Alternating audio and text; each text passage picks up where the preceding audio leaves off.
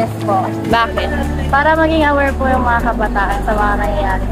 I think po na kung mas maagang matututunan ng mga estudyante yung about sa sex or about sa mga sexual mas madali, mas ma-prevent po ng bansa natin yung teenage pregnancy and magiging educated po yung mga tao about sa dapat na gawin and sa right age kung dapat bang gawin po.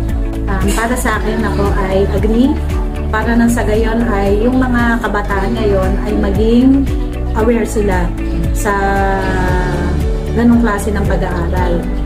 So kasi sa panahon ngayon, sorry sa term, pero napakapupusok na ng mga estudyante, hindi lang pala estudyante, mga kabataan, na kung saan maganda rin na meron silang tamang edukasyon sa mga bagay nito.